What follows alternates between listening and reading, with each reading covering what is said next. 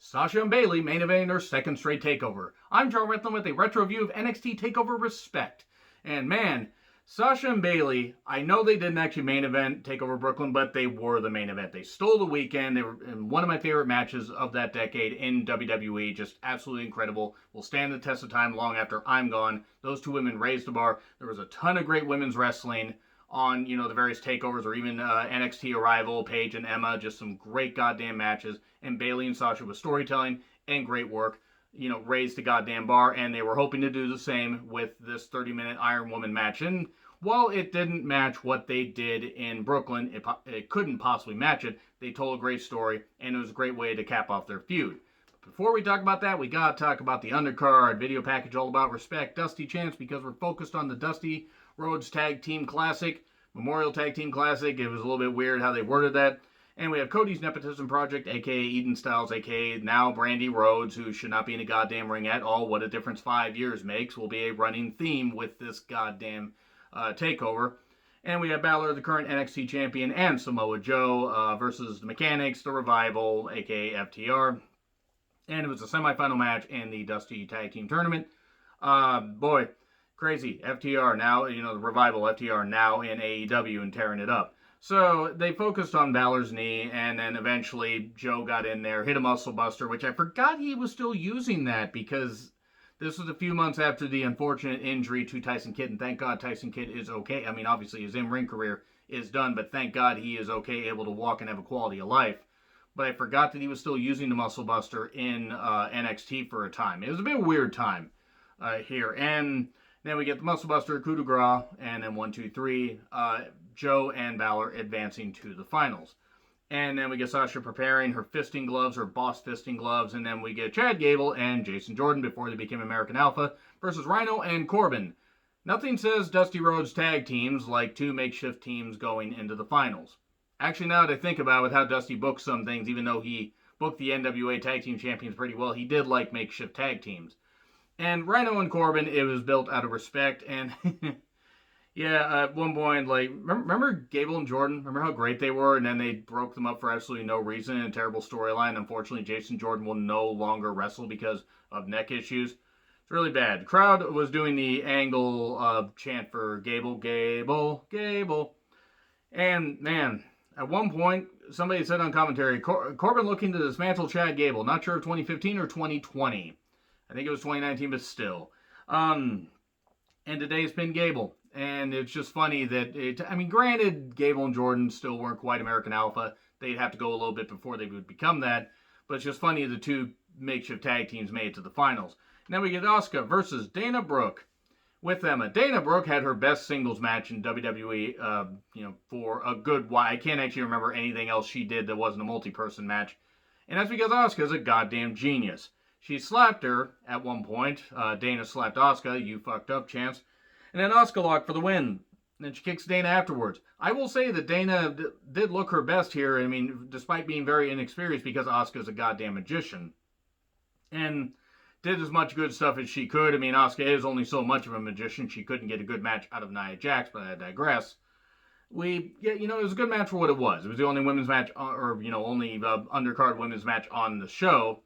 But at least they were doing something else and building up Asuka. And then we get Finn being examined for a bad knee, the knee that he was selling earlier. Nia Jax vignette, and it was all downhill from there. Tyler Breeze versus Apollo Crews, fine enough. Breeze had some good heel work. Eventually, even though he hit the supermodel kick, would not get the victory. Crews with the pop-up powerbomb variation, 1, 2, 3. And we're just rolling along with this stuff because with these takeovers, when they're only about 2 hours, and if it's just retro stuff, I don't have to go move for move on this. I will say Balor and Joe versus Corbin and Rhino was better than I expected. The Dusty Rhodes Tag Team Classic Finals. Balor's knee was a target. And, even though Corbin and Rhino tried, they were, that whole mutual respect thing, they were doing what they could, doing some great goddamn shit, beating the hell out of each other, and then forming a team. They had, what was that, Takeover Unstoppable? They had a great goddamn match. That was good stuff. And then being able to become a tag team, they would then eventually feud afterwards, because of course they would. And then they would call Corbin up, and then he would be on the main roster, win Money in the Bank a year later, 2 years later, in 2017, and then would fail to cash in on Jinder Mahal. And now he's a king. Fucking hell. Good God. Anyway, Balor and Joe use the same combo to win. The Rhodes family is out there celebrating. And I thought that we actually got the turn with Joe and Balor here, but we didn't. We actually get it a little bit later, which I always thought was kind of amusing. Hey, we built up this great 16-man tag team tournament. 2 makeshift tag teams were in the finals, and then we're just going to have one partner turn on the other because we have no other plans for them. And then Joe and Balor would proceed to feud for the next 18 years. It was actually only about 6 months, but it felt like longer.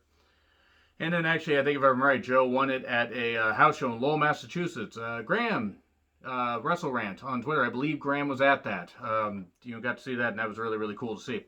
So, thank you, Dusty Chance, and no turn yet. And then we get to Sasha and Bayley, 30-minute Iron Woman match. Fucking incredible. Can't say enough good shit about this match. It really is goddamn good. It's great stuff. The pacing was good. After the first 90 seconds, it kind of stalled a bit because they had to go 30 fucking minutes. Sasha was laying right on her neck at one point. Sasha keeps bumping like that. She ain't gonna be walking by 35. But it goes, here's how the falls go.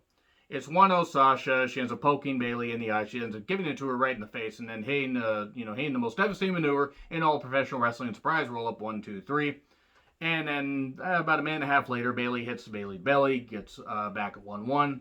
And then 2-1, Sasha runs Bayley into the goddamn screen, and basically Bayley's just all down, everything. Sasha making Izzy cry. Remember that, making a kid cry? That's good. So that's what kids get for having heroes. I kid. I'm just glad Izzy's okay after training at a certain facility that was, head by a guy that likes children, if you know what I mean, Chasing Rant. Yeah, the fucking piece of shit that he is. That was a bit uncomfortable to say the least, but right here, Izzy was a super fan, and Sasha was yelling at her, getting all in her face and everything. Have some pretty good stuff. And then, so she's up 2-1 after a countout, and then Bayley would go up, win a fall, get back to 2-2. And then we get the bang save, and then we get, Bayley just wrenching on her arm and stomping on her head and everything, trying to get that fall before we go into overtime, and Sasha gives up with seconds to spare. 3-2, Bayley wins. A bit weird how they did that finish right there, but, then they're all celebrating.